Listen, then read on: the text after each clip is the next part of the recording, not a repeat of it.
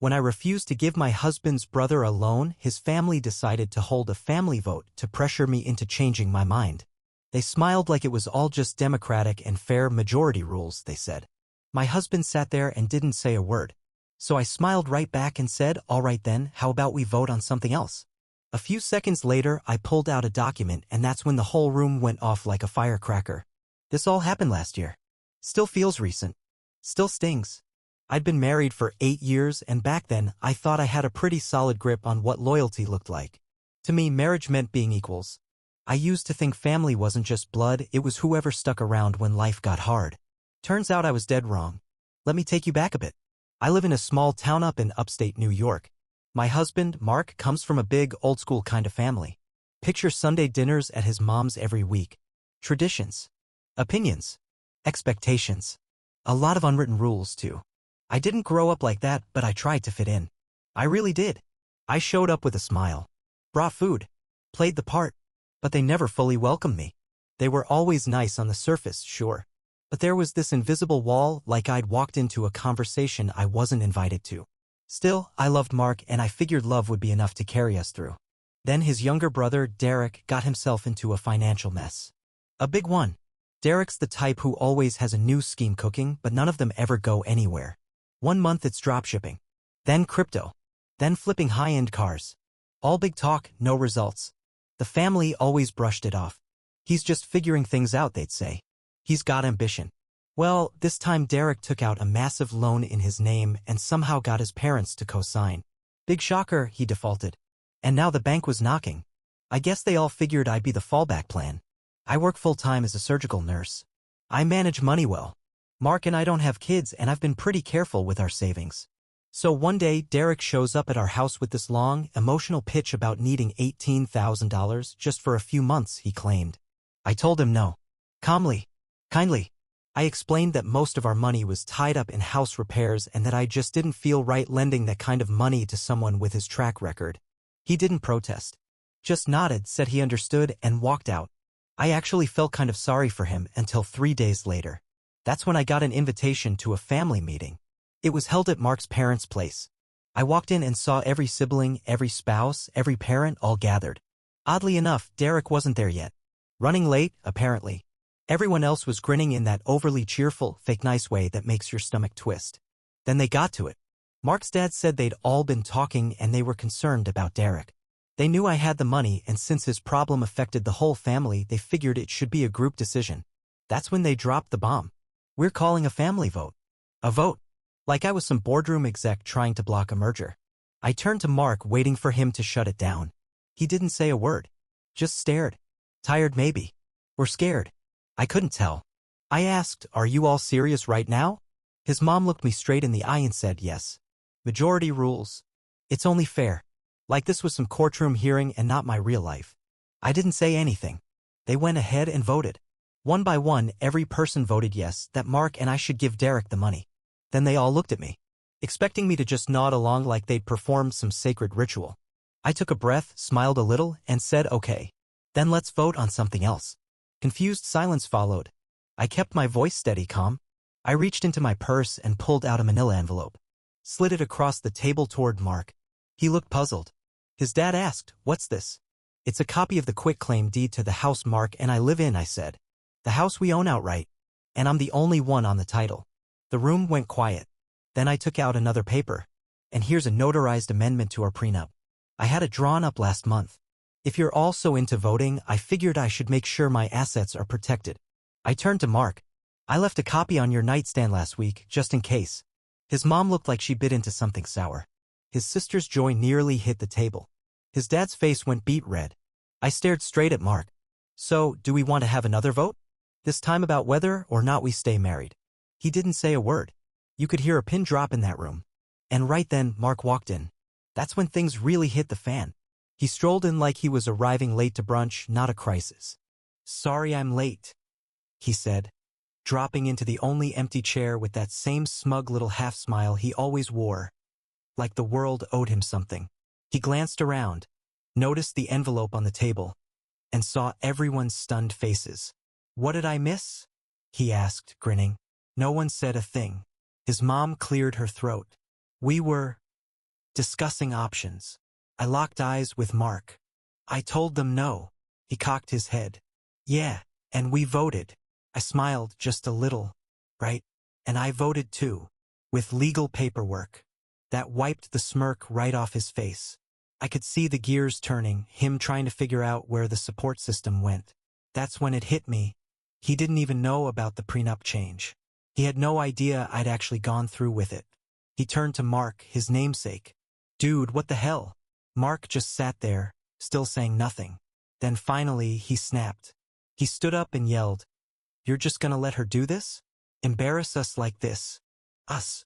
That one word broke something inside me. Like I wasn't even a person anymore. Just some outsider to be dealt with. Mark opened his mouth again, but still couldn't form a sentence. That's when his dad slammed a fist onto the table. "This is not how families behave," he shouted. "You don't bring lawyers into family problems. You don't draw battle lines. We're family." I leaned forward. "You turned it into a transaction the second you tried to vote like it was a corporate decision. You treated me like a checkbook. I just responded accordingly." His face turned a shade of purple I didn't know existed. And that's when the second twist hit. Mark's sister, Claire, usually the quiet one who kept to herself, finally spoke up. She said, "You know what? I'm done pretending too." Everyone turned and looked at her, surprised. "I gave Derek 10 grand last year," she said. "Never saw a cent of it again." She admitted she hadn't told anyone before, didn't want to stir up family drama. "But watching you all gang up on her like this?" she said, motioning toward me. I'm done keeping quiet. The silence that followed was thick. Nobody knew what to say. Derek blinked like he didn't understand. "What are you even talking about?" he asked. Claire let out a laugh, but it wasn't a happy one. It was bitter, empty. "You told me you just needed it for 6 months," she said. "You said you were flipping a Tesla and needed the cash to close the deal fast. Then you vanished. Didn't respond to a single message after I sent it." Derek turned to his mom, almost desperate. "She's lying," he said, but you could feel something shift in the room, like a fog had started to lift. That's when Mark's youngest brother, Luke, quietly stepped in. "I thought I was the only one," he said, almost whispering. "I gave him $5,000 on my credit card. He said it was for some course. That was 2 years ago. And then it was like floodgates burst open. A cousin chimed in. Then an uncle. One after another, people started revealing their own stories. Even Mark's mom looked like her stomach had dropped through the floor. Turns out Derek had been bleeding everyone dry, little by little. Always with a promise. Always with a lie. I just sat there, saying nothing, watching the whole thing unravel. Derek tried shouting over the noise. "This is crap," he yelled. "You're all just trying to make me look bad." I leaned back in my chair and said, "You didn't need help with that." Now Derek was starting to panic. He looked at Mark. "Come on, man. Say something." Mark finally turned his eyes toward me, and all he said was, "When did you change the prenup?" That was it. Not a single word of apology. "No, let's go talk." "No, I didn't know." Just that. I stared at him for a while. My throat tightened. Not because I was sad, but because I was worn out, tired to the bone. "About 6 weeks ago," I finally said, "right after Derek's latest opportunity came up." By then, Mark's mom was crying softly. His dad had sunk into his chair like all the energy had drained out of him. Derek stormed out of the room. No one got up to go after him. I grabbed my purse to leave. Mark looked like he was about to follow me. I lifted a hand, "Don't." And then I walked out. But that wasn't the end of it. Later that night, I got a message from Claire. She said she wanted to talk. What she told me next would change the way I looked at Mark's family and my entire marriage. Let me know if you're ready for part 3, because trust me, it only gets darker from here. That night, I couldn't sleep. I just laid there, staring up at the ceiling, waiting to feel something. Anger, sadness, clarity. But there was nothing. Just silence. That heavy kind of silence that rings in your ears. Around 2 in the morning, I finally opened Claire's message. All it said was, Can we talk?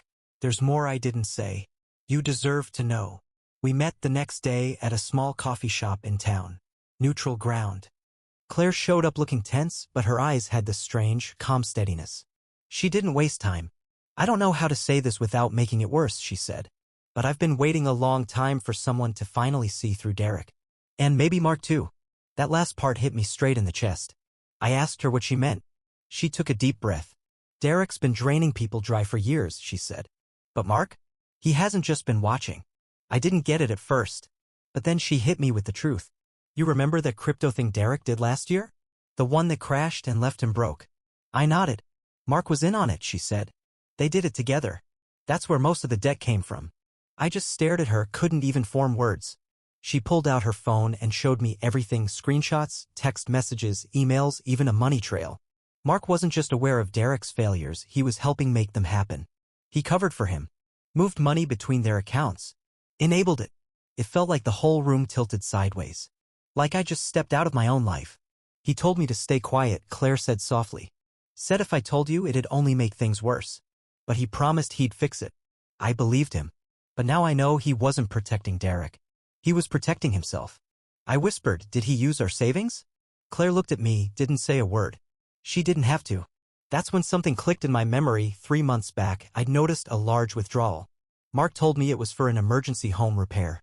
Even showed me an invoice. Fake, I realize now. And I believed him. My stomach turned. Claire reached across the table and touched my hand. You weren't crazy, she said. You never were. I nodded slowly. Then I asked, why now? Why are you telling me all of this? She hesitated for a second. Then said, because I found out something else. I braced myself. Last month, Mark and Derek went to your parents, she said. They tried to borrow money from them too. I blinked. What? They told your parents that you were planning to invest in Derek's latest business idea. Said they wanted to get them in early. Your mom called me last night after you left. She was worried. That's when it hit me like a punch to the gut. They didn't just lie to me. They used me. Sold me. Tried to drag my parents into it. I couldn't breathe for a moment. They went behind my back. Used my name, my trust, my reputation, to scam my own family. I shot up from my seat. I had to move. I had to think. Had to do something. Claire grabbed my arm. I know you're furious. You have every right to be. But if you're going to do anything, do it smart. Be ahead of them. I asked what she meant. She gave me this tired, almost sad smile. I've been documenting everything for years, she said. Bank transfers. Messages. Emails. Screenshots. If you're planning to break clean, you're going to need proof. And in that moment, something inside me snapped into focus. The numbness faded. I could feel my will harden. I wasn't going to let them play me anymore. Not Derek. Not Mark. Not a single one of them. I looked her dead in the eye. Send me everything. And she did. By the end of that week, I had enough proof to ruin them financially, emotionally, and legally if I chose to go that far. But I wasn't done yet. Because the deeper I looked, the more rot I uncovered. Turned out Mark had one more secret. And it wasn't about money this time. It was something that finally explained why he never stood up for me. Why Derek always had so much power over him. Another week passed, and with every passing day, I unearthed more. Another shady transfer. Another hidden lie. Another knot in the tangled mess Mark and Derek had created. Between Claire's files, my own bank records, and a little digging, I even discovered 2 credit cards Mark had opened under my name. He hadn't touched them yet, just left them there, waiting. Probably lining them up for the next opportunity. The night everything came to a head, I didn't walk in planning for fireworks. But once the match was lit, it all went up in flames. Mark's mom had invited everyone over for another one of her Sunday dinners. Same house. Same table. Only this time I said yes. And I had a very specific reason. I needed them all in one place. When we got there, the mood was strained but covered with that fake politeness. Forced chuckles, stiff smiles. They thought the worst had passed. Mark sat beside me like everything was perfectly normal. He kept glancing at his phone but would smile whenever anyone looked his way.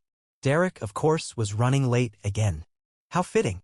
I waited until the plates were full, the drinks were flowing, and everyone looked comfortable, settled. Then I stood up and said, I think we've got time for one last vote. Every fork paused midair. Mark looked up at me confused. I reached into my bag and pulled out a small bundle of documents. No theatrics. No raised voice. I simply placed each one on the table, one after another. This, I said, pointing to the first page, is proof of a joint account between Mark and Derek. They opened it 3 years ago. It shows nearly $60,000 in transactions.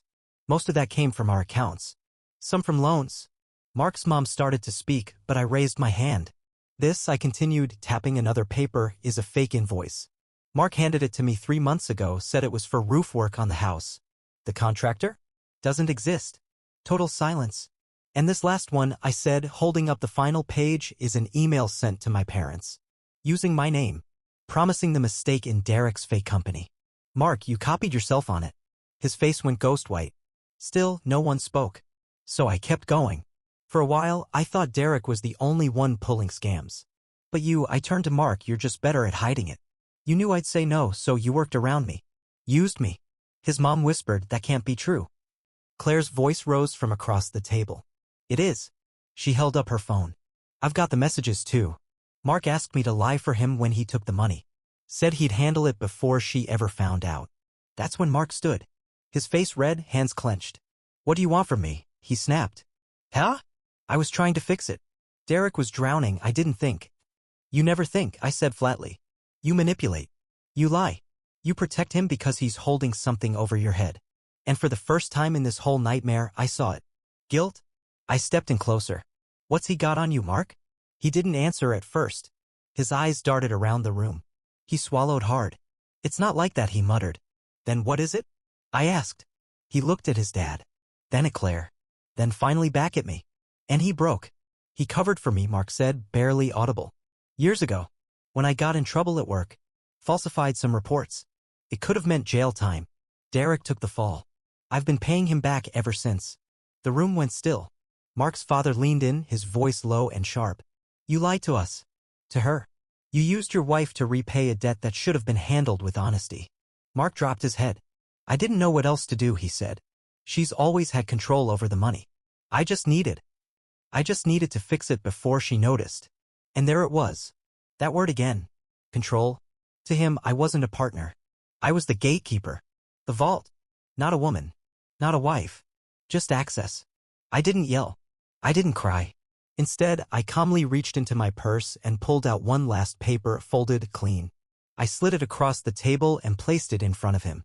He stared at it, hands shaking, then slowly unfolded it. His expression collapsed. It was the divorce paperwork. Already signed on my end. No big scene. No screaming. Just finality. Majority rules, right? I said softly. Well, I vote to leave. Then I turned and walked out. No one came after me. Not even his mom. That night, I stayed at a hotel. 3 hours later, Claire sent me a text. He left, she wrote. No one even said goodbye. The fallout came fast. Mark tried to call. Left a voicemail, crying. Said he was lost. Said he didn't know how things got this bad. Said we could fix it. I never responded. 2 days later, the divorce was official. Thanks to the updated prenup and all the documentation I'd pulled together, I walked away clean, not just financially, but with peace of mind. No guilt. No what-ifs. Claire kept helping. She ended up suing Derek to recover her money. He vanished for a while, deleted all his social media. Rumor has it he's living somewhere in New Jersey, running some sketchy LLC under a fake name. Mark moved back in with his parents. Sunday dinners stopped altogether. And as for me, I'd love to tell you I walked away without a scratch. But I didn't. There were nights I cried so hard I made myself sick. Nights I couldn't stop replaying it all. 8 years with a man who could lie to my face and still kiss me goodnight. It sticks with you. But now I sleep. And I sleep deep. For the first time in years, I close my eyes and there's no weight on my chest. And if there's one thing I learned from all of it, it's this. When someone says majority rules, remember, you don't need anyone's vote to walk away from a burning house. All it takes is the courage to grab the handle, open the door, and step out. And I did.